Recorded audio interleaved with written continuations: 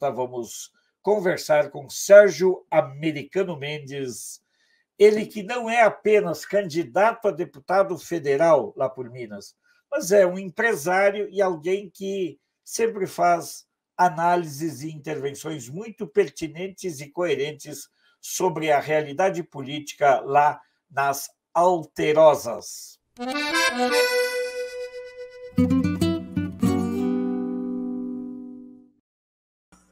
Simbora, doutor Sérgio. Tudo bem, meu amigo Sérgio Americano Mendes? Tudo bem com você? Tá me ouvindo aí, Alfredo? Super bem, firme, forte, como o vento norte. Tudo bom, Sérgio?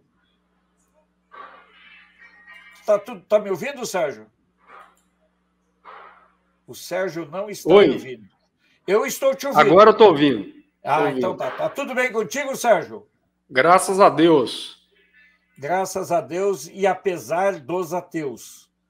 E aí, quais são as novidades que nós temos aí de Minas? Você, na última vez que esteve aqui conosco, você sentenciou de maneira muito clara que não era assim como as pessoas estavam falando, e isso ficou patente, claro e concreto. Então, eu queria que você, além de a gente lembrar que você é empresário, você tem uma capacidade de fazer análise política permanente, e você também é candidato a deputado federal por Minas. Mas você é, acima de tudo, alguém muito realista. O que mudou da sua última entrevista para cá no cenário político aí das Alterosas? Eu gosto tanto de chamar Minas Gerais de Alterosas, porque antigamente era chamado de Alterosas, né?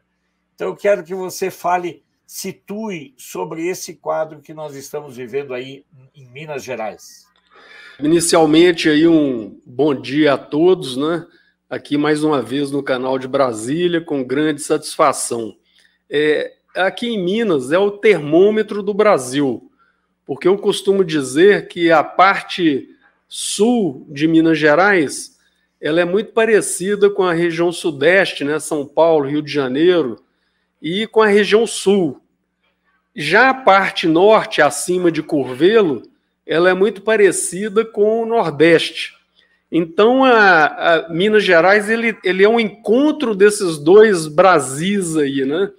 E isso reflete muito na questão eleitoral.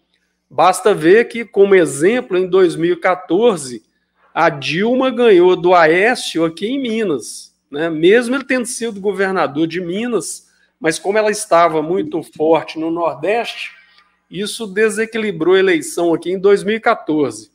Em 2018, a situação já mudou bastante com o Bolsonaro.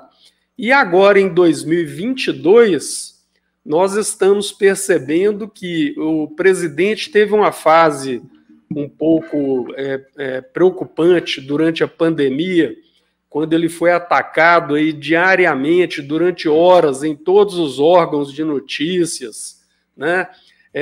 Todo o meio político aí de isentões e picaretas atacavam o presidente. Então ele teve um momento assim de baixa que foi muito preocupante. Nós fazíamos de tudo para defendê-lo, né? Eu e inúmeros outros ativistas e pessoas do povo, mas realmente ele teve um momento difícil aí que nos preocupou bastante. Agora, a gente está percebendo um crescimento consistente da candidatura do Bolsonaro.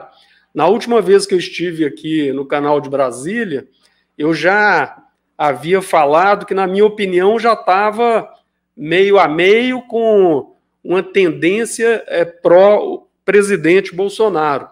Agora, começaram a chegar algumas medidas muito importantes que o presidente tomou, que foi a questão do auxílio aos caminhoneiros, o auxílio para os taxistas, o aumento do auxílio emergencial para R$600, e isso tem um impacto no eleitor, porque conforme nós já conversamos aqui com você, Alfredo, várias vezes, o eleitor brasileiro, principalmente o eleitor mais humilde, ele tem uma visão muito imediatista. ele não consegue ver no longo prazo, ele não consegue ver que o Brasil está melhorando, que nós já tivemos aí 1 mês, vamos ter provavelmente 3 meses de deflação, que a economia nossa está crescendo, o mercado está contratando. Ou seja, aqueles indicadores que as pessoas mais instruídas percebem que está no caminho correto, que a situação está ficando cada dia mais positiva, aquele eleitor mais humilde olha para o bolso, olha para a carteira, se a carteira estiver vazia, nada disso, nenhum desses argumentos o impressiona. E esse eleitor mais humilde está tendo essa percepção. Então, eu acho que o presidente vai ganhar no primeiro turno, não somente aqui em Minas Gerais, mas no Brasil todo. E nós estamos trabalhando para isso.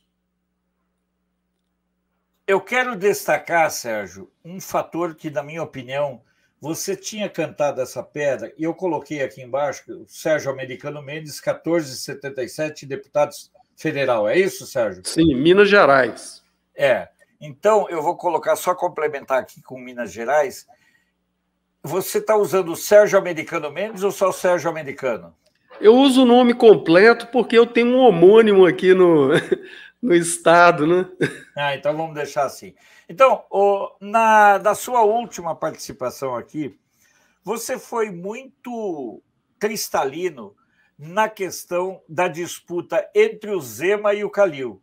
Naquele tempo, alguns institutos de pesquisa forçavam um empate ou uma proximidade entre o Calil e o Zema.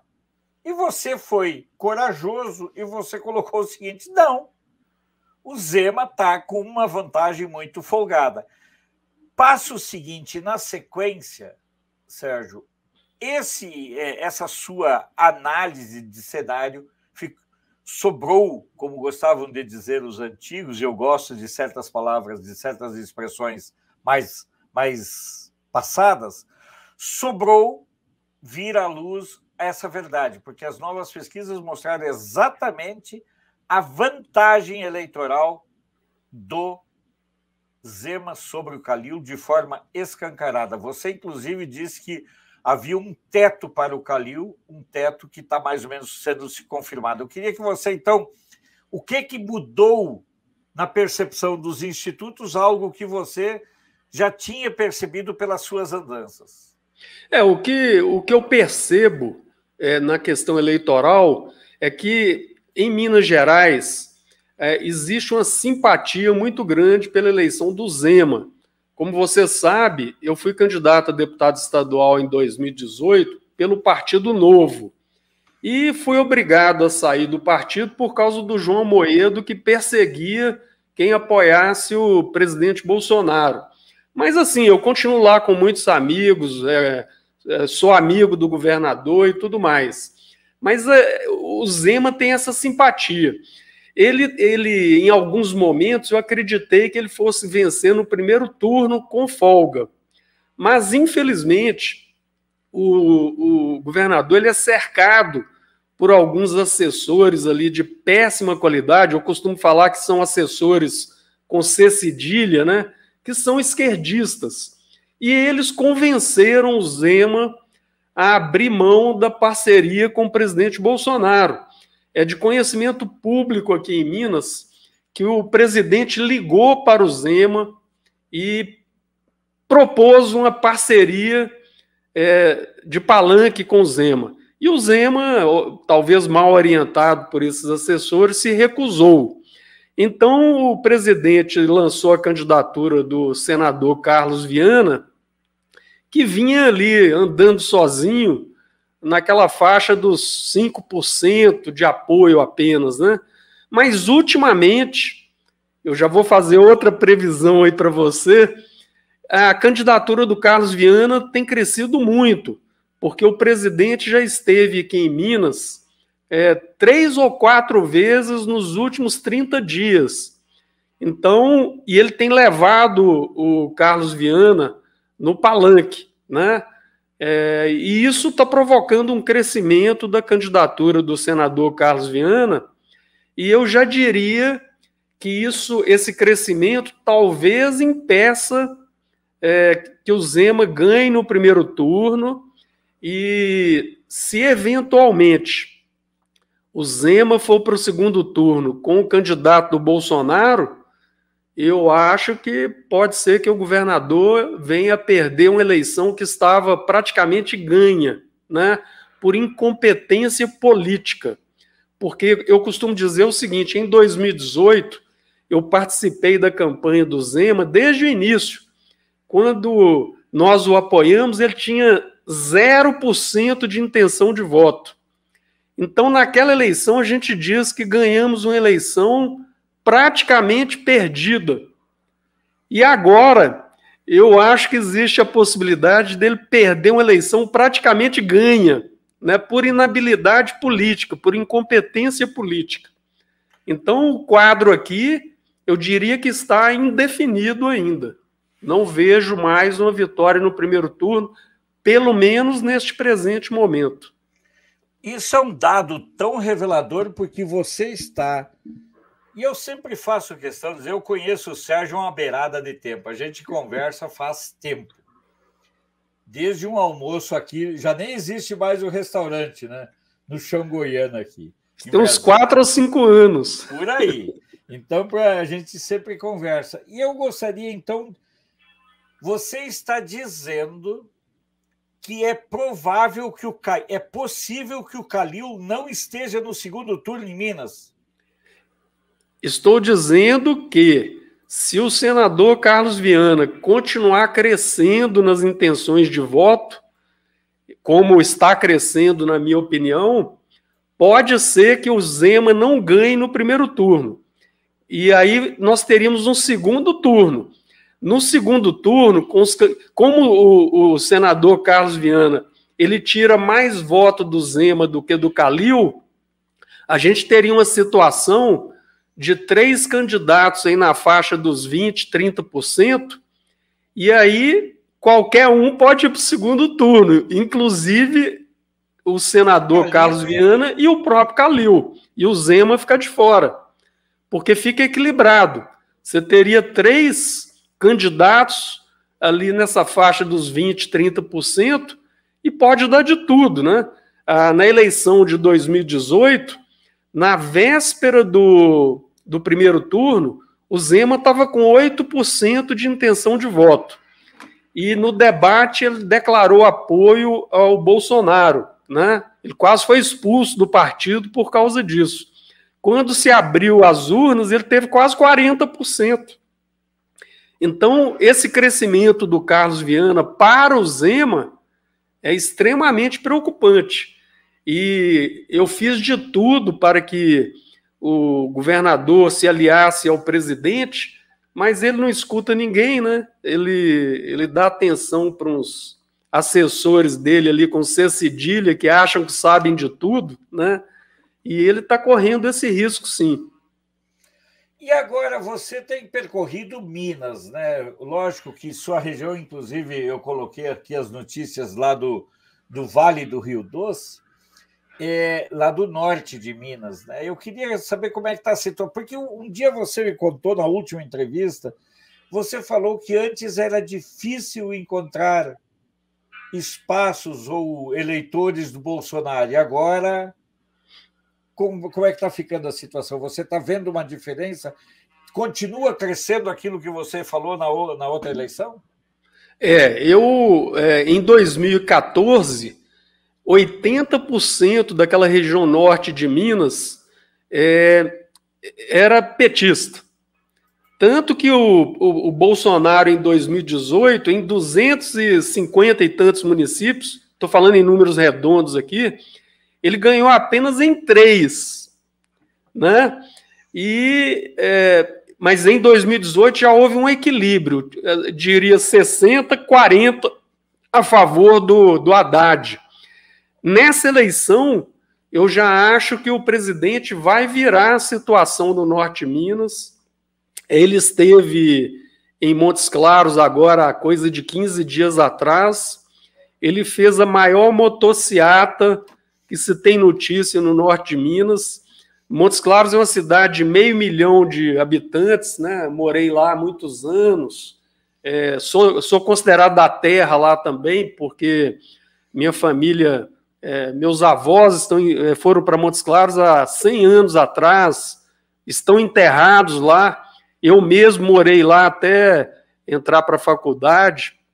Então, é uma cidade polo, é uma cidade muito importante no norte de Minas. E a motociata do Bolsonaro, ela saiu em frente à prefeitura e quando chegou no Parque José Alencar Ataíde, do outro lado da cidade, ainda tinha gente saindo da prefeitura. Então foi uma motociata gigante, numa sexta-feira à tarde, horário de trabalho. Depois ele fez um evento, quem quiser ver esses eventos pode entrar nas minhas redes sociais, que eu filmei lá ao vivo, né? Ele conseguiu juntar nas minhas contas em torno de 30 mil pessoas no parque de exposições, o público entusiasmadíssimo. Eu nunca vi uma coisa assim tão maravilhosa na minha vida. O público gritando, alegre, feliz com o presidente. E a gente conversava, tinha gente de todas as cidades da região. E o interessante nas manifestações do Bolsonaro, Alfredo, eu que conheço manifestações, eu estou nas ruas aí, você sabe disso, desde 2014, eu fui em todas as manifestações que aconteceram no Brasil nos últimos 10 anos aí, que as manifestações do presidente, a gente encontra pessoas do povo, né? Você encontra pessoas que pegaram o carro, dirigiram 200, 300 quilômetros, hospedaram no hotel, gastaram com gasolina, e para ver o presidente passando a 30 metros de distância.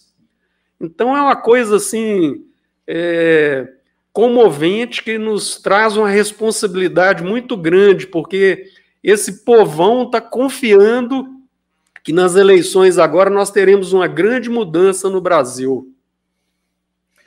É importante, Sérgio, a gente lembrar que, na verdade, a mudança ela já vem acontecendo. Ela vem sendo construída ao longo do tempo. E, assim, por exemplo, você que é empresário, eu me lembro quando você foi candidato a prefeita de Nova Lima, nós conversamos sobre essa situação e tudo, e você muito claro que empresário que faz negócio com o governo é complicado. Sim. E você defendia uma redução tributária. Ontem, o ministro Paulo Guedes voltou a falar da necessidade de tirar o peso do Estado das costas da sociedade. Você é candidato a deputado federal. Quais são suas pautas especificamente nessa questão tributária em relação a uma ação, uma reforma tributária, uma reforma administrativa? Como é que você se posiciona em relação a isso?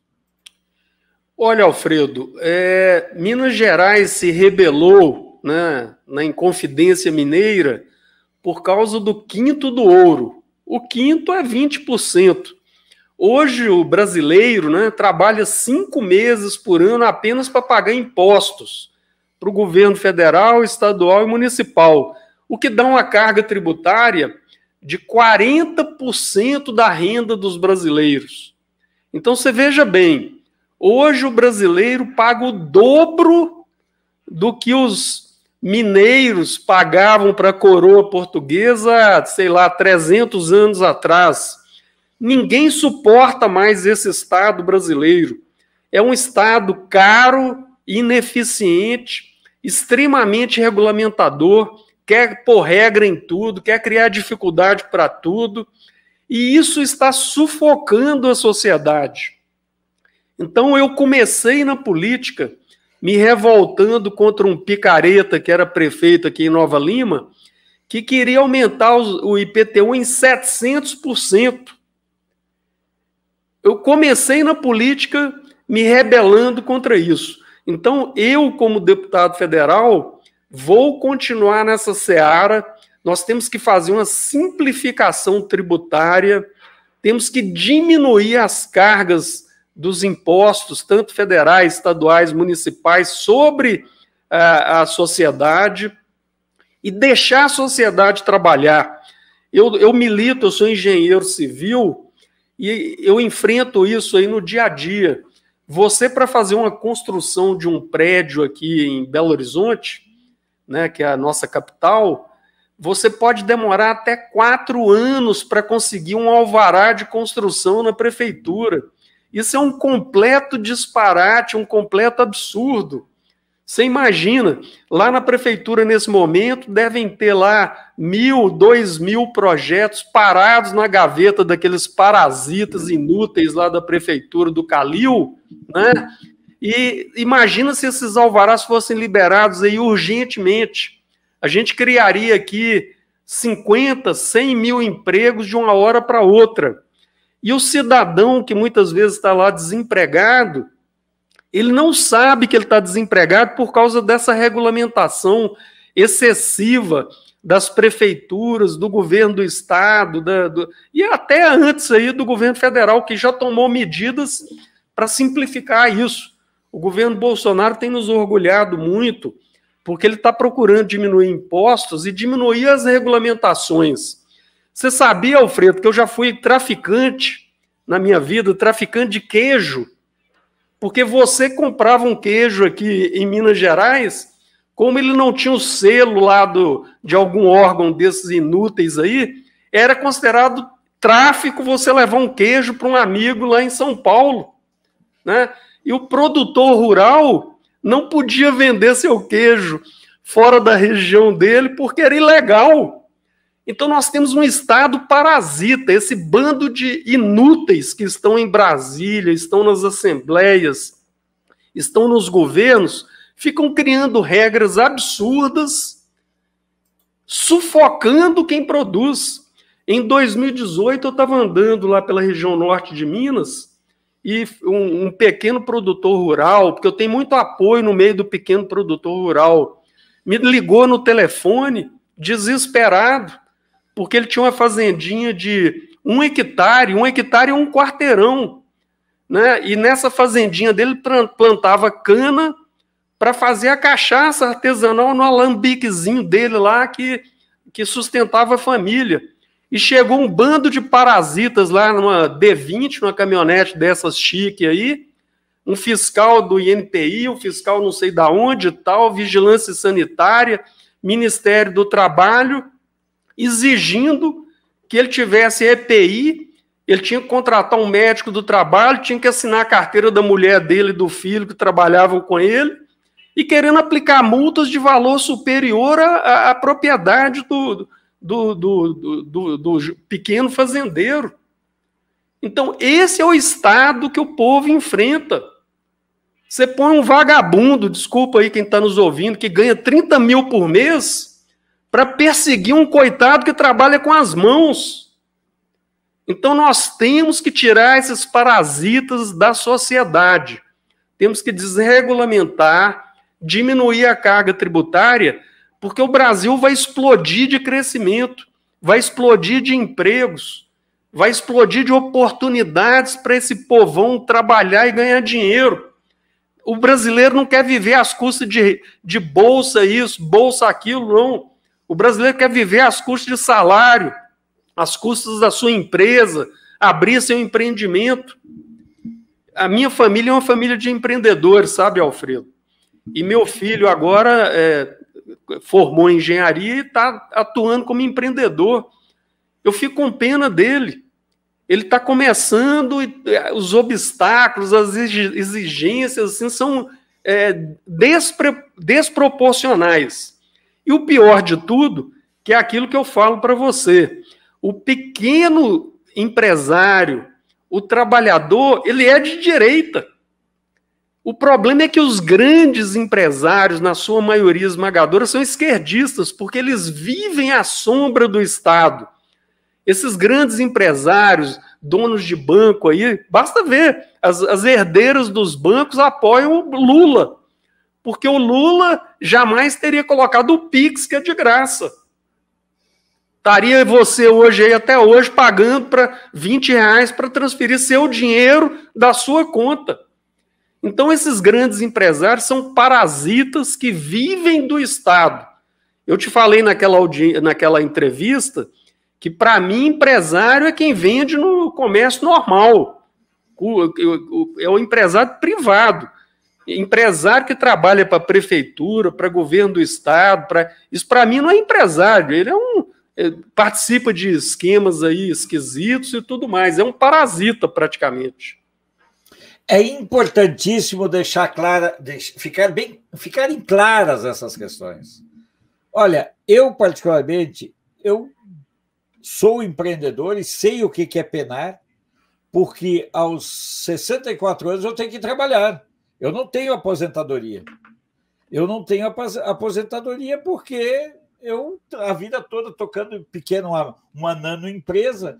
E eu concordo com a tua visão, Sérgio. Desde aquele dia, nós já concordamos, já somos convergentes.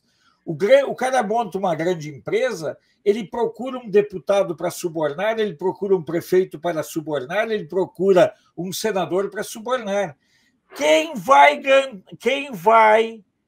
vai bancar, meu caro Sérgio, uma campanha para senador?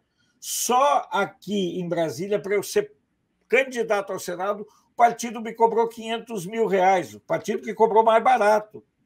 Uma campanha para o Senado aqui no DF, para você ganhar, você gasta 20 milhões. Espera aí, multiplica o salário de um senador por 8 anos, e aí você vai ver que ele não gasta, sabe? Olha aí, Heitor Queiroz, eu não sei, eu tenho horas, eu vou responder, que eu não gosto de responder as pessoas, a maioria desses youtubers são um bando de conversa fiada. Eu não sou candidato, meu amigo. Nunca julgue os outros por você. Julgue você pelo que você é. E avalie os outros por aquilo que você não tem competência de ser. Esse é o melhor caminho que eu penso, tá, Heitor? Esse de eu sou santo, maior parte, não está falando, mas toda pessoa que generaliza cai na mesma vala comum. Generalizar é o argumento mais fácil para desacreditar qualquer argumento. Todo político é corrupto? Não. Todo empresário é corrupto? Não. Todo jornalista é vagabundo? Não. O Alfredo, todo advogado é picareta? Não. Fala. Ele está enganado. Eu não faço parte do Partido Novo mais. Eu fiz parte do Partido Novo e fui praticamente expulso de lá porque eu sou bolsonarista. Eu hoje sou candidato pelo PTB, que tem como referência em Brasília o Roberto Jefferson, que é um dos maiores defensores do Bolsonaro. Então, esquece aí. Eu já passei pelo Partido Novo, saí de lá porque ia ser expulso, né, justamente porque eu sou direita, né? Então, a realidade é essa aí. Quanto à questão de todo político ser corrupto, não. Eu acho que 80% dos políticos são corruptos, mas tem 20% que são honestos. Em todos os lugares, aqui em Minas, na Bahia, em Salvador, tem gente honesta e tem gente desonesta. Cabe ao eleitor diferenciar. Porque uma outra coisa... E outra coisa, viu, Alfredo? Eu não faço nada a troco de voto, não. Eu canso de falar nas minhas redes sociais que um dos grandes responsáveis por esse Brasil que nos envergonha aí é o safado do eleitor que vota a troco de dentadura, a troco de R$50, a troco de favores e tudo mais, né? Esse eleitor é que produz aquele tipo de político espúrio, sem vergonha, que a gente vê hoje em Brasília e em todos os estados aí do Brasil. Então, a responsabilidade começa lá com o eleitor. O eleitor tem que assumir a sua cidadania, o seu direito ao voto. O voto é um direito e não uma obrigação. Escolher bons candidatos. Porque somente escolhendo bons candidatos é que vai limpar essa arena política infectada e nojenta que a gente tem hoje no Brasil. Assim como foi eleito o presidente Bolsonaro, que está mostrando que uma pessoa bem intencionada ela pode fazer a diferença, o mesmo critério precisa se aplicar aos candidatos ao Senado, que é outra vergonha nesse país, aos candidatos a deputado federal, deputado estadual, prefeito, que seja lá o que for. Quando você vota a troco de porcarias aí, de migalhas, né, a troco de dinheiro, eu costumo falar isso aí nas minhas redes sociais. Troque seu voto por 100, venda seu voto por R$100 e depois fica sem saúde, sem educação e sem segurança, né? Porque essa é a realidade que a gente vê, principalmente nas classes mais humildes. Então, a responsabilidade é de todos, não é somente do Alfredo e do Sérgio. A responsabilidade é de todos nós que estamos aqui participando da construção de uma nação.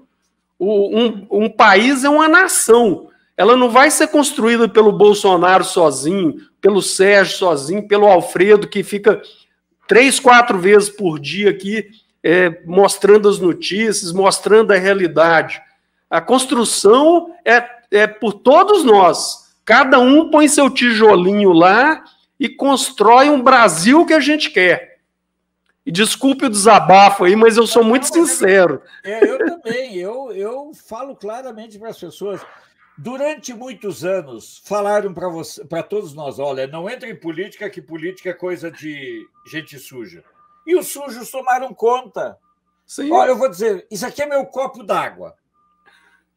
Esse copo aqui, com todo respeito, o Sérgio deve ter mais de 60 anos, 60, 70 anos. Não, isso aqui fez parte do enxoval da minha sogra. Sérgio, do enxoval do casamento da minha sogra. Então, para você ter uma ideia, sobraram 3 taças. E ela me deu de presente. Agora, eu coloco claramente a seguinte questão. Se eu botar uma gota aqui dentro de tinta ou qualquer coisa, ele nunca mais vai ser água pura.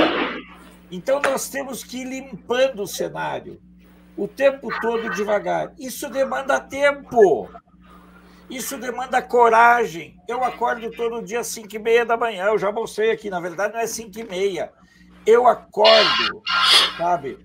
Eu acordo às 5h20 da manhã e começo a mandar as mensagens, chamando as pessoas para assistirem. Faço o meu Pai Nosso e aí venho trabalhar. Na verdade é inverso, né? Eu acordo, faço o Pai Nosso, mando as mensagens, daí eu venho para cá, eu tomo o meu café da manhã, que é uma banana e um copo d'água, em jejum. E aí vou embora. Cara, trabalhar não tira pedaço de ninguém. Não. Certo? E eu, por exemplo, tenho a felicidade de ter filhos que são empreendedores e eu sei o que eles vão sofrer. Vão ter que sair daqui de Brasília, porque aqui em Brasília não tem espaço para empreendedor, Sérgio. Não tem espaço aqui. Brasília precisa de uma mentalidade empreendedora. Aqui em Brasília, você é punido se for empreendedor. Por quê? Porque a cidade é engessada, é isso que você falou. O Júlio, que está sempre aqui conosco, lembrou que o Olívio Dutra proibiu a chegada da van no Rio Grande do Sul nos anos 90 porque tinha a Estátua da Liberdade. Cara, eles pegam qualquer coisa para atravancar o progresso. Como é que dizia o personagem lá, isso que astravanca o progresso. Então, nós temos que trabalhar. Vagas tem em todos os estados. Agora, Alfredo, deixa eu fazer um exemplo aí para que o seu público entenda o que atrapalha o Brasil. Porque quando eu falo regulamentação, são regras e mais regras para investir, para construir, para fazer qualquer coisa. Aqui em Belo Horizonte, o glorioso Clube Atlético Mineiro, né, resolveu fazer um investimento de aproximadamente 700 milhões de reais na construção do seu estádio. Aí você imagina, né?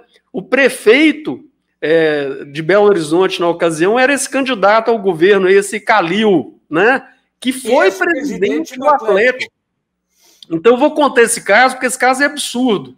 O prefeito era presidente do Atlético, O Atlético conseguiu os recursos para construir o estádio e a prefeitura demorou 4 anos para dar licença ou alvará de construção. 4 anos. A construção do estádio está gerando em torno de 10 mil empregos. Aqueles parasitas da Prefeitura de Belo Horizonte demoraram 4 anos para dar o alvará. São 10 mil pessoas que ficaram desempregadas durante 4 anos por causa de meia dúzia de parasitas. E pior, fizeram exigências de contrapartidas de 200 e tantos milhões de reais para liberar o alvará. Então, você veja bem, um investimento que vai trazer um benefício enorme em termos de emprego, vai ser um ponto turístico de Belo Horizonte, vai gerar renda para milhares de pessoas aí durante 50 anos, ficou 4 anos na gaveta, mesmo o prefeito tendo sido presidente do Atlético. Então, esse é um exemplo assim, que beira o ridículo, né? Beira o ridículo. E assim nós temos milhares de exemplos para citar.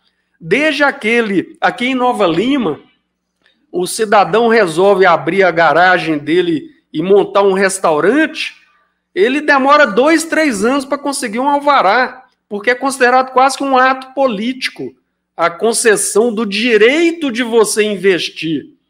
Então, nós precisamos tirar o Estado das costas de quem produz. Outra coisa que eu sempre falo, Alfredo, é que nós aprendemos na escola que a sociedade é organizada entre exploradores e explorados. Os patrões, os empresários são os vilões, né? Os que escravizam os trabalhadores. Isso aí, se foi válido, ele foi válido há 150 anos atrás, na Revolução Industrial na Inglaterra. Hoje a sociedade está dividida entre explorados e exploradores. Os exploradores estão no Estado. E hoje, quem que são escravizados? São os pequenos empresários e os trabalhadores. Você vê, Brasília tem a maior renda per capita do Brasil, não produz nenhum parafuso, né? Todo mundo que eu pergunto qual a maior renda per capita do Brasil, a pessoa lembra de São Paulo, que produz muita coisa. Não, a cidade que produz carimbo, que produz burocracia, que produz leis inúteis, é que tem a maior renda do Brasil. Está tudo errado. Nós temos que nos revoltar contra isso. É muito importante, é por isso que eu já falei para o Sérgio, né, toda vez que ele quiser participar, ele vai ter espaço aberto, porque nós temos que ter vozes que defendam o empreendedor. É preciso vozes que defendam quem queira trabalhar e produzir. Nós não podemos punir o trabalho. Não pode ser o seguinte, você criou uma empresa, a sua empresa faliu, você não ter uma segunda chance. Você acaba pesando tudo. Você joga claramente tudo.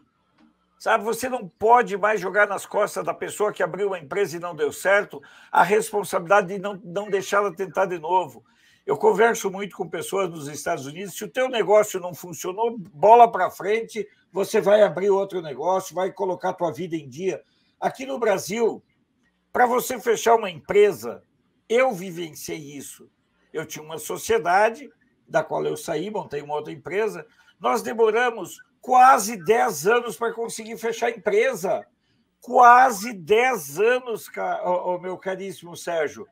Tem cabimento você ficar quase 10 anos, porque você tem que esperar o trâmite da Justiça do Trabalho, 5 anos para ver se não tem nenhuma demanda, não sei o quê, e o teu CPF fica preso lá. Você é punido por produzir, você é punido por tentar viver do teu trabalho. E aquilo que você falou, aqui aqui no Guará, eu, por exemplo, gosto muito de comprar no comércio local, porque eu conheço o dono, porque eu conheço... eu vou, por exemplo, eu compro sempre na mesma farmácia, e eu conto uma história, Sérgio. Eu tenho uma revista de turismo, eu estava viajando, eu estava em Portugal e o meu filho precisava comprar um remédio. E eu fui lá e liguei para o dono da farmácia lá de Portugal. Seu Evaldo, aqui é o Gaúcho. Ah, beleza, e aí, Gaúcho? Que é assim que eles me chamam. Aí o seu Evaldo, meu filho está precisando de tal e tal remédio. Ele disse assim, não, beleza, quando eu chegar no Brasil, eu lhe pago. O motoboy deixou o remédio aqui. Observa como isso é diferente. É quando você tem a possibilidade de interagir dessa forma. Entendeu, Sérgio? Agora, se eu comprasse remédio em qualquer lugar, eu compro sempre no mesmo lugar. Carne, compro sempre no mesmo açougue. Frutas e legumes, sempre no mesmo lugar. Mercadinho, sempre no mesmo lugar. Porque isso te dá uma referência. E isso fortalece o comércio local. Eu estou vendo várias pessoas aqui que estão se dando conta de que Lula representa uma ideia eterna, de roubo eterno, você quis dizer? Sabe? A jumentaiada, eles vêm para cá para aprender, mas é difícil aprender, viu? Eu sei, eu reconheço, Sérgio. Agora, Sérgio, da tua leitura, eu, por exemplo, e você falou da questão do IPTU, cara, quem criou o IPTU, o IPVA, quem criou, foi o Fernando Henrique Cardoso em 94, 95.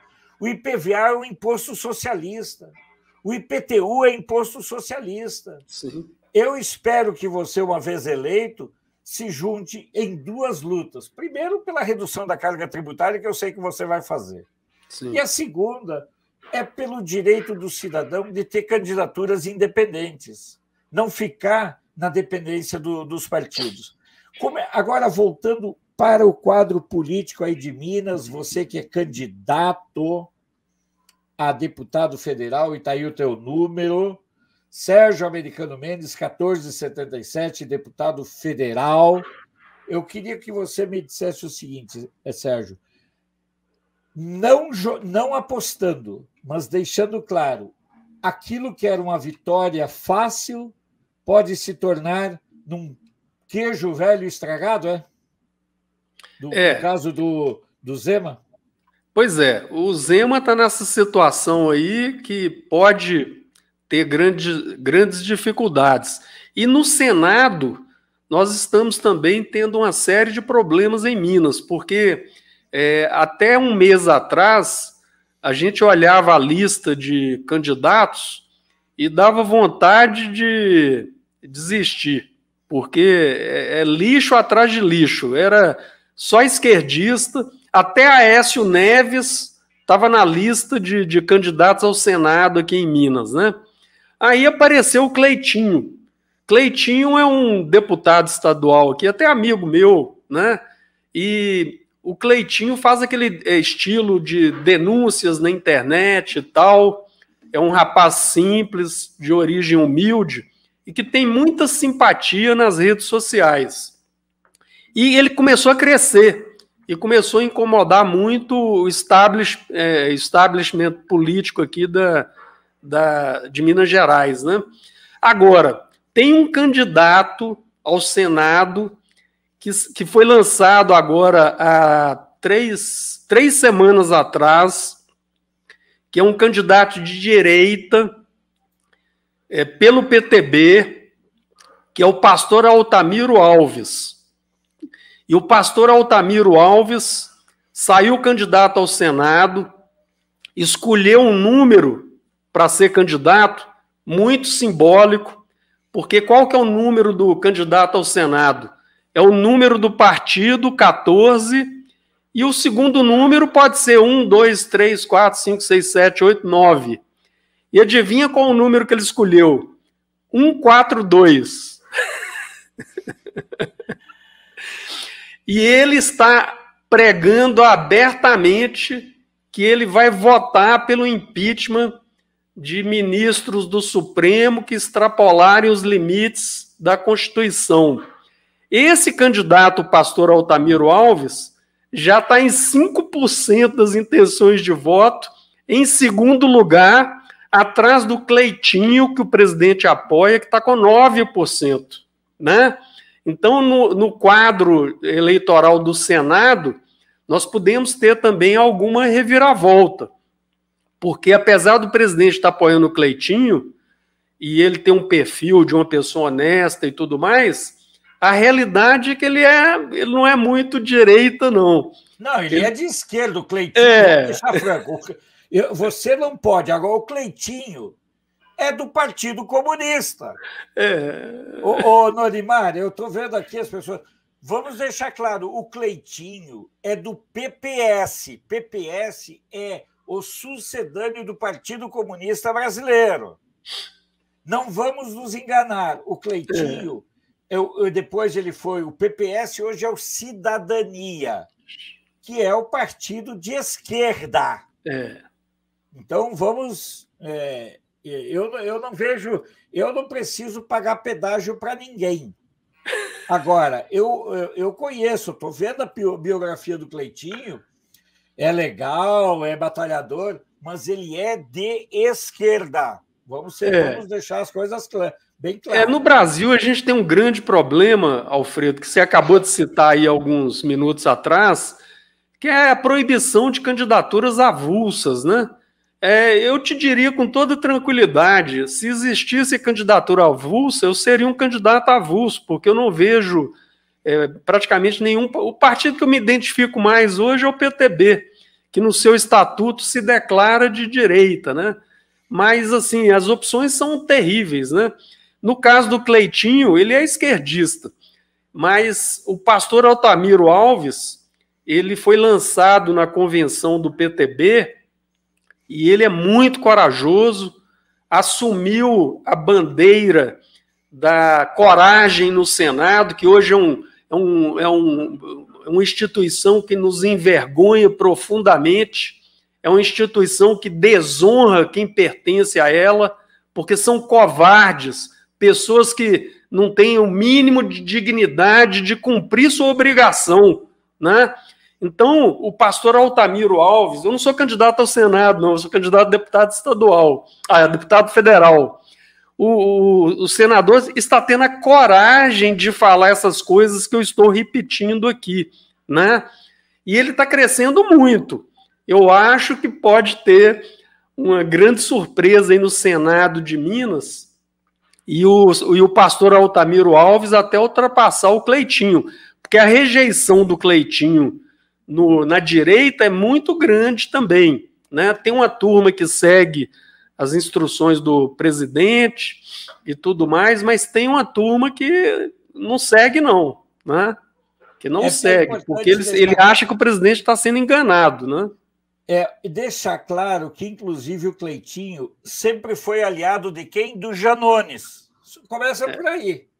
Se você quer saber quem é o Cleitinho, vocês estão vendo um babaca por aí falando palavrão pra caramba, que foi eleito na aba do Bolsonaro, que é o Janones? Pois é, o Janones, que se elegeu graças ao Bolsonaro, agora virou lulista. O Cleitinho é assim com o Janones. Portanto, vamos ter cuidado aí. Cleitinho de esquerda, mas nunca terá meu voto. Então, lembrar daqui, PCB, PPS e Cidadania. Hoje o Cleitinho está em que partido? Ele está no PSC. Não quer dizer nada, sabe? Então, vamos lá. Essa é uma das maiores fraudes eleitorais. Eles escolhem os nossos candidatos. Deixa eu fazer um adendo aí, que as pessoas não têm muita noção de como funciona a escolha dos candidatos, né? Os candidatos a deputado estadual e federal, eles vêm de baixo para cima. Eles surgem na sociedade, porque são muitos. Aqui em Minas, por exemplo, são cerca de quase 2.000 candidatos a deputado federal e deputado estadual. Então, os candidatos a deputado, tanto estadual quanto federal, eles saem de baixo para cima, saem da sociedade. São lideranças da sociedade. Já os candidatos ao Senado e ao governo do Estado, eles são escolhidos pelas cúpulas partidárias. Então, o que o Alfredo relata aí é a pura verdade. Um candidato igual ao Alfredo jamais vai ser candidato ao Senado, porque eles ficam criando barreiras, querendo cobrar pedágios, criando dificuldades. Então, senador e governador, cúpula partidária. Deputado federal, estadual, vereador, etc., vem de baixo para cima, sai da sociedade. É assim que funciona num país onde você é obrigado a se filiar a um partido para ser candidato. Se houvesse as candidaturas avulsas, qualquer um poderia ser candidato, não tinha que passar por partido algum. E eu sou favorável a isso. É importante, nós temos que ter muita clareza mesmo, porque, olha só, é a mesma coisa. O Bolsonaro indicou Flávia Arruda. Se o Bolsonaro me ligar e dizer, Alfredo, vota na Flávia Arruda, o Bolsonaro nem a pau, abortista, votou pela manutenção da prisão do Daniel Silveira, votou contra as pautas conservadoras, todas elas. Eu vou votar em Flávia Arruda, nem a pau, nem o Bolsonaro me implorando, eu voto na Flávia Arruda. Porque eu sei que quando ela chegar lá no Senado, quem vai mandar no mandato dela é o José Roberto Arruda. Porque ela não tem voto nenhum. Quem tem voto é o sobrenome dela. Então eu não voto na Flávia Arruda. E ontem teve um amigo meu que está na campanha e chegou e disse assim, Alfredo, você topa fazer uma entrevista com a Flávia Arruda? Se eu puder fazer as perguntas todas, eu topo. Mas com perguntas pedidas, não. Então, vamos... Eu assim, voto no Bolsonaro? Voto. Agora, os votos, quem sabe a realidade política do meu estado sou eu. Infelizmente, não é o Bolsonaro. Entendeu?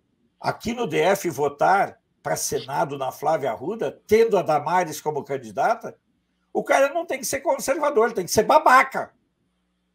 Votar na Flávia Arruda tendo Damares, só se o cara for um filho da puta.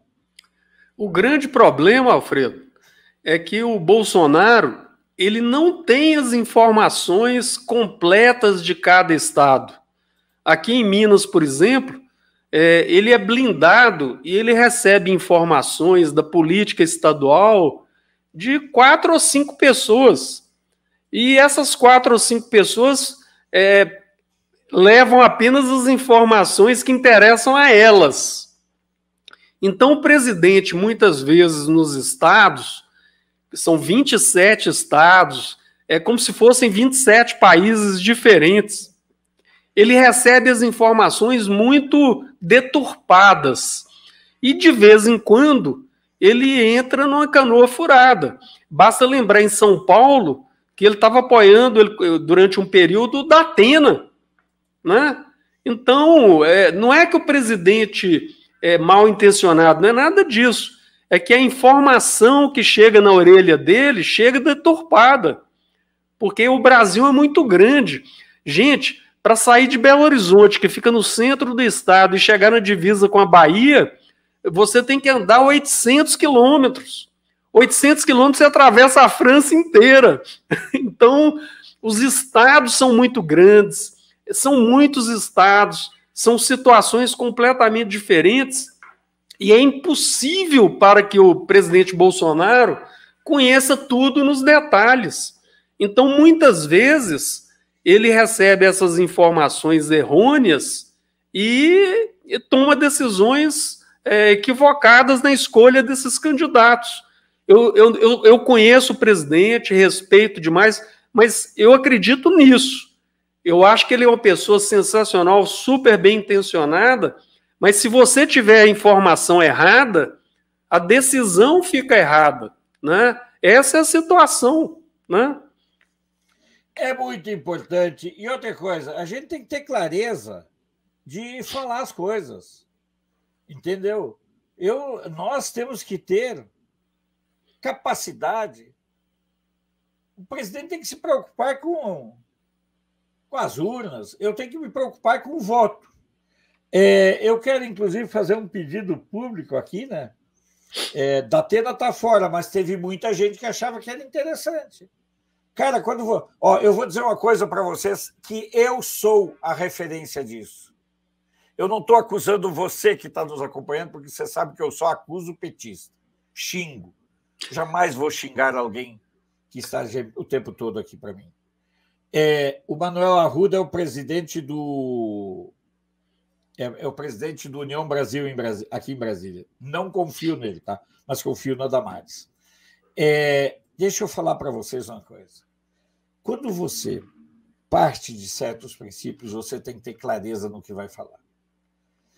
Particularmente, eu tenho muito cuidado com a questão do voto. Eu só indico aquelas pessoas que eu conheço. Às vezes pedem para mim, Sérgio, Alfredo, quem é que você indica em tal lugar?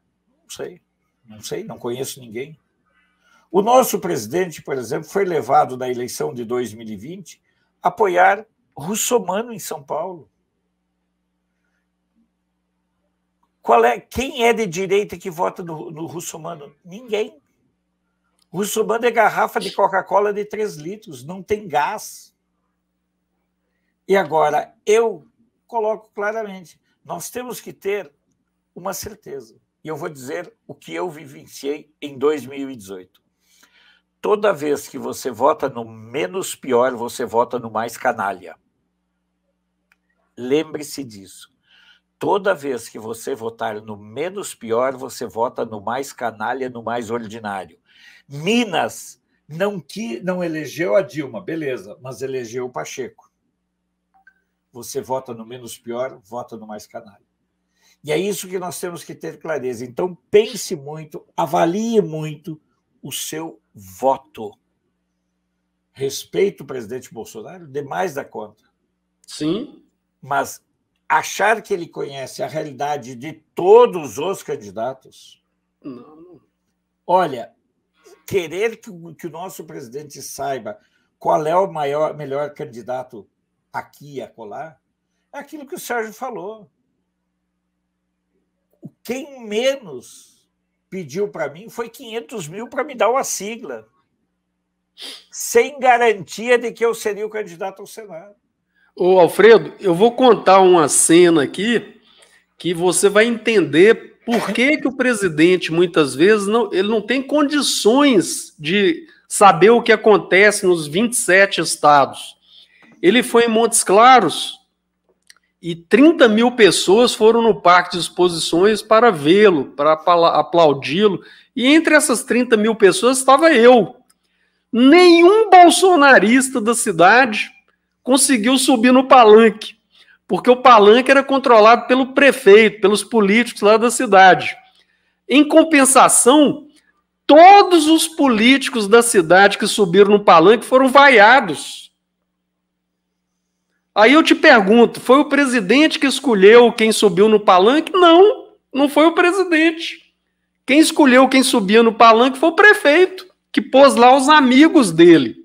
Mas o povo não está bobo, não. O povo está vendo isso acontecer, né? Então, os bolsonaristas, os candidatos bolsonaristas, como é meu caso, ficaram lá no meio do povo e estava muito feliz com isso. Eu estava extremamente alegre de estar no meio do povo. E lá no palanque, os puxa-sacos do prefeito foram vaiados um a um, né? Então, o presidente não tem como, o Brasil é muito grande. O Brasil é do tamanho da Europa. A Europa tem quantos países? Uns 15, né? Você imagina, é muita informação. Então, provavelmente, eu estava falando do caso do pastor Altamiro Alves, que é meu candidato ao Senado, ele nem sabe que o pastor Altamiro Alves existe. Então, como é que ele iria indicar o pastor Altamiro Alves? Não tem como. Então, nós que estamos aqui no estado, que estamos na cidade, é que temos que fazer a leitura dos candidatos e escolher o candidato que identifica com a gente, né?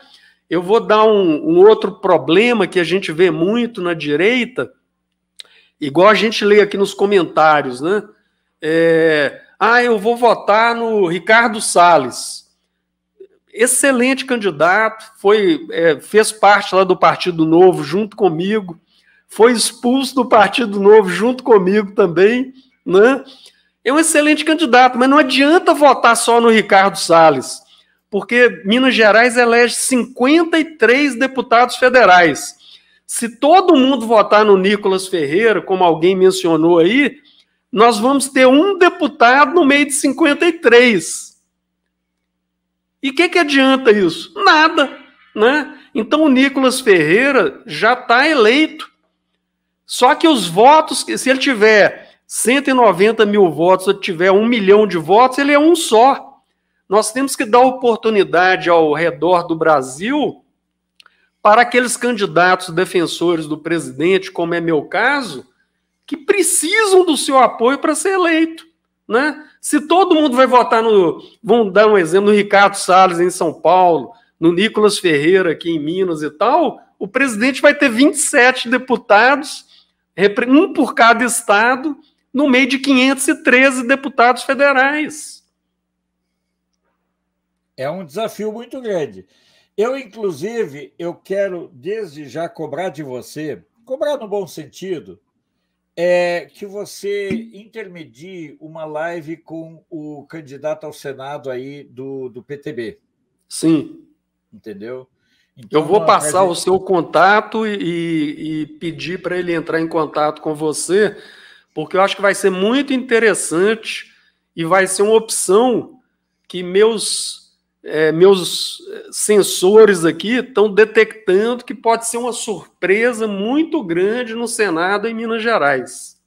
Da mesma forma como a gente abriu um espaço para a doutora Sueli Pini, lá do Amapá, e as pessoas ficaram surpresas.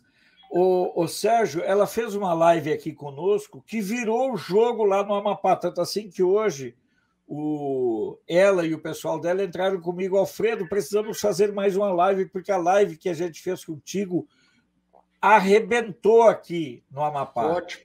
Então, nós vamos abrir espaço, porque assim, a exemplo do Bolsonaro, eu não conheço todo mundo. Exatamente. Às vezes eu não me conheço, se bem que a gente se conhece, né? Agora, então, você tem um problema sério que você tem que levar em conta, que para eu fazer uma live com alguém, não adianta as pessoas dizerem assim, eu sou conservador.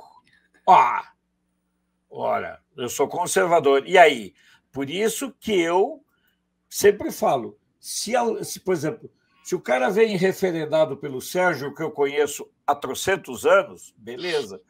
O Júlio, por exemplo, me indicou a Fernanda Bart lá no Rio Grande do Sul, quando ela era pré-candidata a vereadora. Uma excepcional vereadora, será uma excepcional deputada estadual. Então, nós temos que ir garimpando nomes, né, Sim. Sérgio? Dentro desse processo de construção de uma base conservadora. Nós não temos ainda uma base conservadora. E é isso que nós temos que fazer. Então, meu caríssimo Sérgio, é sempre uma alegria, é sempre uma satisfação, é sempre um aprendizado estar contigo. Tenho um imenso orgulho de podermos interagir e espero sempre que a gente possa aprender. E olha só, ela está falando aqui, a Inaira Vaz, eu sou do Paraná e adorei a Sueli Pini. Exato. A Sueli é baita de um nome. Eu também, aí no Paraná, se eu morasse no Paraná, eu votaria na Aline Sloit, não no candidato do Bolsonaro.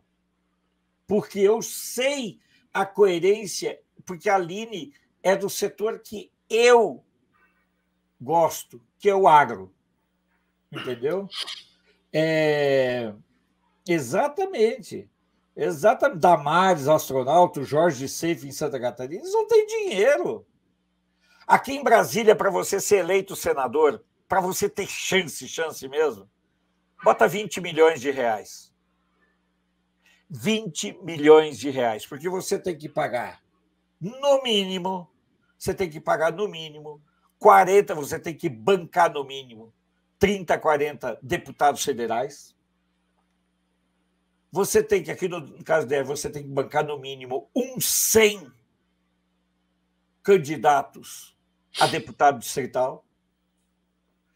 Tudo bem. Digamos que você banque cada candidato a deputado distrital com 30 mil reais. multiplica 100 por 30 mil. Candidato a deputado federal quer, no mínimo, 250 mil para te apoiar para o Senado. No mínimo. Por aí você vai vendo. Por exemplo, lá no Rio Grande do Sul, eu também vou abrir espaço para a Tatiana Armos, porque ela é indicada pela Luize, que está lá na Alemanha. Então, nós temos que ter números, pessoas de apoio. Sérgio, da outra vez que você esteve aqui, você cantou a pedra, né, dessas mudanças de parâmetros. Hoje, doutora Raíssa da Bahia, baita voto. Hoje, você está fazendo duas revelações importantes. Não está fazendo sentenças. Sim. Está sugerindo cenários. Primeiro, sim, Zema, que tinha a reeleição garantida, pode, a reeleição garantida no primeiro turno, pode estar jogando por sua inaptidão, porque o Zema é que nem gelatina. Eu não vejo o Zema como inteligente, eu vejo o Zema como aquele cara que está em cima do muro. E vou dizer para vocês, muro sempre cai para o lado da esquerda. O Novo não é nada de novo. O Novo é de esquerda. Esquerda. É globalista e tudo mais. Agora, você está deixando claro que a situação do Zema deixou de ser tranquila e você está colocando uma possibilidade também de reversão para o Senado. Isso são dados muito importantes. E nós estamos no dia 27 de agosto, aí pelo dia... Vamos ver quando? Aí pelo meio de setembro, nós vamos fazer outra live, Sérgio. Aí pelo dia 20... Aí eu acho que no dia 22 de setembro já vai estar definida muita coisa.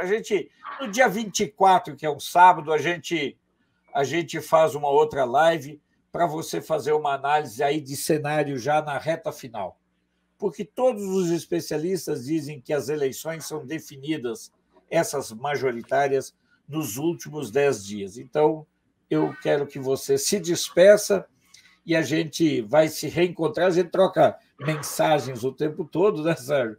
Mas sim, que você volte aí em setembro, já e pelo dia 24, para a gente fazer uma leitura mais clara do quadro político de então, porque o Sérgio faz leitura política não baseado na emoção, mas dentro de uma racionalidade de quem bota o pé na estrada.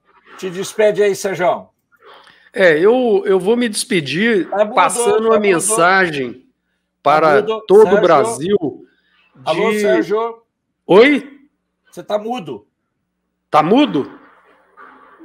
Ué. Alô? Tá mudo, mudo. Mudo? Ué. Deixa eu ver aqui. Configurações. Não estou te escutando. Alô?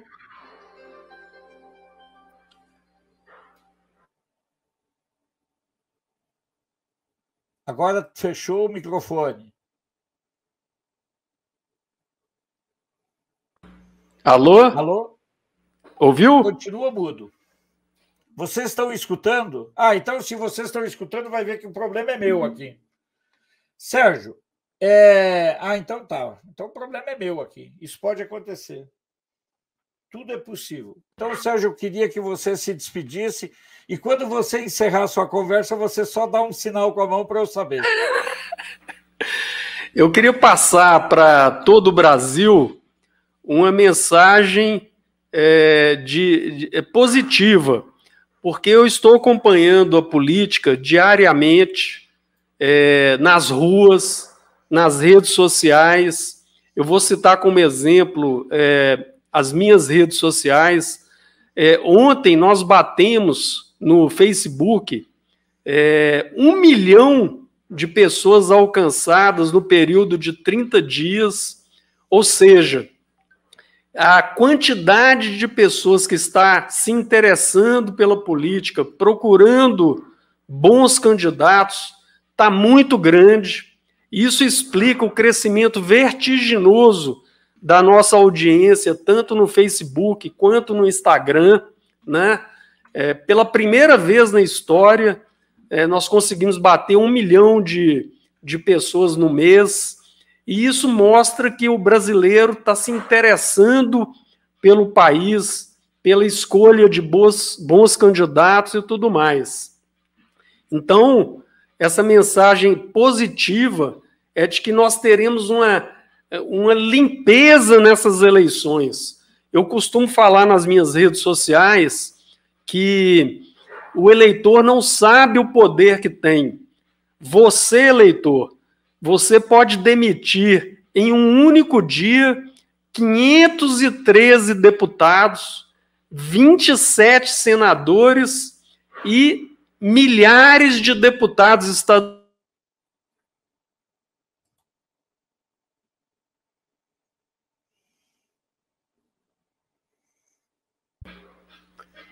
que estão nos envergonhando diariamente. Então, muito cuidado na hora de votar, escolham bem, porque o Brasil precisa da colaboração de vocês nessas eleições. Muito obrigado e adiante a gente volta a falar.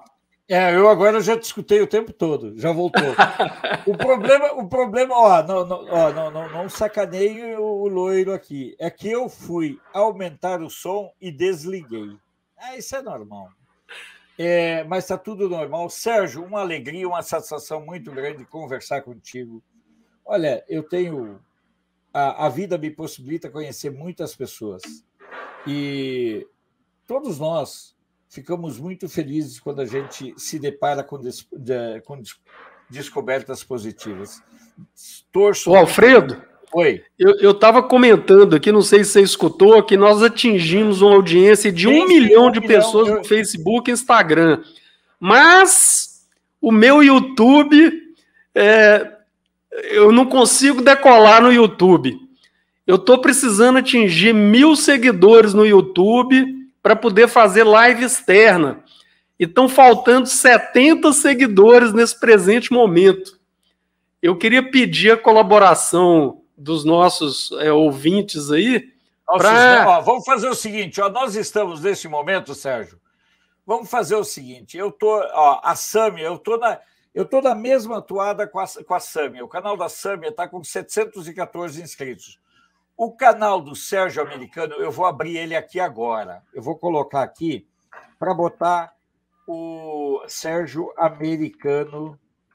Vamos fazer o seguinte, eu não vou dizer que eu vou ficar no ar até chegar a todos os inscritos, mas neste momento estão faltando 66 inscritos. Você está entendendo? Tem 934 inscritos. Certo? 930. Eu vou colar aqui o endereço do site do Sérgio Americano. Eu não vou dizer que eu vou ficar aqui até todo mundo se inscrever, mas, poxa vida, quem estava mudo era eu, sabe? Eu que estava emudecido. Acabei de me inscrever. Sérgio, nós vamos chegar aos 1.000 inscritos. A base, 949, faltam 51. Vamos lá, pessoal. Vamos lá, olha só. Já inscrevi, obrigado. Norimar, me deu um toque no WhatsApp, que eu sempre digo para as pessoas, eu uso só um número de celular. Então, as pessoas não imaginam como é que é o salseiro aqui do meu celular, entendeu? Então, dona Norimar, mande um recado para mim que eu perdi as suas mensagens. A Norimar é uma pessoa que eu gosto muito de interagir, Sérgio. Olha aí, nós estamos agora, estava 949, 963. Está chegando, está chegando. Estão faltando 37 inscritos. Nós estamos com 348 pessoas. E eu quero chamar a atenção, o Alfredo, que o meu canal do YouTube, ele tem mais de 300 vídeos falando de tudo isso que a gente conversou durante essa live. Inclusive, tem um vídeo lá muito interessante que diz: Bolsonaro ensina a votar para deputado. Então, lá tem as instruções que o Bolsonaro deu para escolher seu candidato a deputado. Tem muito conteúdo, eu acho que vale a pena, tem muita dedicação, só lives lá, nós temos mais de 100 lives, né? E a gente publica lives semanalmente e vídeos quase que diariamente. E a partir do momento que a gente tiver batido a meta dos 1.000 inscritos, eu vou poder fazer lives externas. Aí a gente vai poder produzir mais conteúdo ainda. E aqui no canal de Brasília, eu publico aqui também semanalmente. Eu estou fora por causa das eleições, mas depois das eleições, semanalmente, a gente publica conteúdos aqui também. Olha só, nós estamos nesse momento com 975, faltam 25. O canal da Sâmia está com 717. Olha, 718 no da Sâmia. Por isso que eu falo assim, nós que fazemos canais conservadores, nós temos alguns desafios. O primeiro deles é abrir o canal. Criar o canal é uma coisa assim, você cria, tá? Aí depois você precisa chegar a 100 para botar o seu nome lá, tá lá em cima.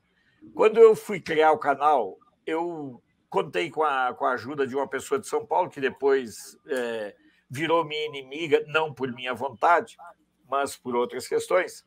E aí o canal chegou a 100 inscritos, Sérgio. Quando chegou em 100 inscritos, eu pude botar... Aí ficaram falando, bota canal do Alfredo. Não, canal de Brasília, porque eu tenho um sonho de ter o canal 24 horas com programação ainda. Daí a gente conseguiu chegar... E aí vai fazendo. Então, hoje, o canal do Sérgio, por exemplo, nesse momento, ele está com 986. Faltam 14, pessoal. Eu não vou sair daqui enquanto não... E outra coisa, o canal da Sâmia está também aí, está com 721. A Sâmia, Sérgio, o Sérgio está dando risada. Sérgio, a Sâmia precisa de 1.000 inscritos para fazer uma coisa muito simples. Ela vai estar na motociata em Madrid, no dia 10 de setembro. Imagina, ela vai estar numa motociata em Madrid e não poder transmitir enquanto não chegar em 1.000 inscritos. Anete, depois eu não sabia nem que você tinha canal no YouTube, Anete. Eu te conheço há trocentos anos, mulher, e não sabia que tu tinha canal. Mas, meu Deus do céu! Agora, a primeira condição que eu uso para apoiar canal é que a pessoa tenha o canal já com o nome definido. Por exemplo, Patriota Luiz, com aquela sopinha de letra atrás, eu não divulgo. Não, eu sou chato. Olha só a Cris Cabana, olha que legal. Cris Cabana é empresária. Sérgio, a Cris Cabana é uma figura interessantíssima de São Paulo, empresária de São Paulo. Ela, às vezes, ela fica meio assim, porque ela trabalha no segmento da moda, de facção, para o público LGBT. Ué, é um público, vamos negar que ele existe? Entende? E ela é muito legal, está sempre junto com a gente, entendeu? E é muito legal, é público, você é empresário, é isso. Não está vendendo droga, qual é o problema? Certo? O Alfredo, olha, as pessoas 995, Sérgio. Está chegando. As pessoas não entendem a verdade dos fatos. Quem é de direita respeita a menor minoria que existe, que é o indivíduo, né? Qual que é a menor minoria? É o indivíduo.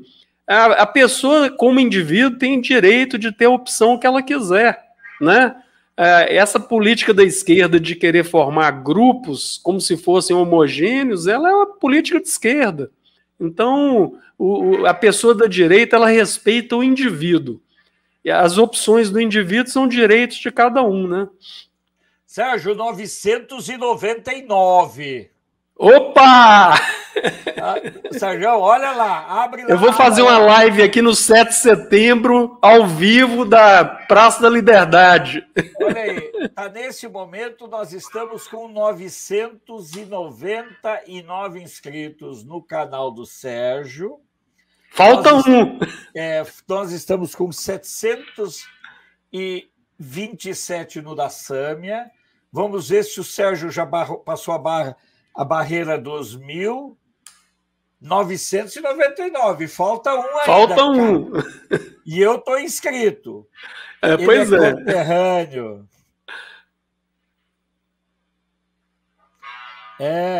Depois dividir. Não, nós temos que unir. Bateu os 1.000 aqui, ó. Aê! Aê! Eu gosto de dizer, Alfredo, que a gente trabalha, faz vídeos, produz conteúdo. A nossa remuneração é a curtida e os inscritos, né? Então, eu estou me sentindo aqui como se tivesse ganho meu primeiro salário trabalhando. Legal demais. Sérgio, agora que eu estou te escutando, beleza? Foi você, a Silvana Mendes, que fez o voto 1000. E depois nós vamos conversar com a NET para saber o canal da NET, para divulgar também. E a Silvana certo. É de BH. Sérgio, alegria, descontração, conversar com você, poder interagir o tempo todo. A união sempre faz a força. Sim. E gostei muito que nós, conservadores, respeitamos a menor das minorias, que é o indivíduo. Muito Sim. legal esse conceito. Tá bem? Exatamente. O da Sâmia, o canal da Sâmia, eu vou colocar aqui. A Sâmia, vamos lá, tá aqui. Sérgio, Sérgio? Oi. Agora você já está nos 1000, né? Agora eu tenho que trabalhar mais ainda, né? Porque agora eu vou poder fazer lives externas e produzir mais material ainda. E a Sâmia, então, a Sâmia, nesse momento, está com 728. O nosso desafio aqui é chegar com a Sâmia até amanhã à noite, chegarmos a 750 inscritos. E aqui, Alfredo, eu abri uma aba nova aqui no computador e eu não era inscrito no canal da Sâmia e acabei de ser um inscrito 729 lá. Olha que legal. Me inscrevi no da Sâmia também, a NET. Então é isso, pessoal. Qual é a diferença entre nós? Que nós fazemos as coisas com felicidade, está 733. Então, isso. Eu tinha como meta colocar o canal da Sâmia nesse fim de semana com 750 inscritos. Vou dobrar a meta, 800 inscritos até o final. É isso aí. Sérgio Americano Mendes, nosso candidato a deputado federal aí em Minas. Se despeça, você tem uma missão, né, Sérgio? Temos. E estamos trabalhando, Alfredo, de 6 da manhã até as 23 horas para ocupar essa cadeira de deputado, que é uma responsabilidade muito grande, né? E pode ter certeza o seguinte, nós vamos seguir estritamente as ideias que a gente sempre defendeu. Eu costumo falar o seguinte, eu não sou da direita porque eu conheci o Bolsonaro. Em 2004, aqui no referendo de desarmamento em Belo Horizonte, 2004, 2005, apenas 3 pessoas eram contra o Estatuto do Desarmamento, que se dispunham aí nos debates, na Rádio Itatiaia e tudo mais. E naquela ocasião já estava entre essas 3 pessoas, né? E então a gente tem uma consistência ideológica de 40 anos aí, e com certeza, como deputado, nós continuaremos nessa toada aí, defendendo as bandeiras da direita. Eu quero agradecer a todos, um abraço para todos vocês aí que nos prestigiaram, e um abraço especial para você, Alfredo. Até mais. Estamos sempre juntos nas peleias, um abração para você. E vamos tocando a vida. Tchau, tchau. E eu vou ficar aqui para me despedir do pessoal.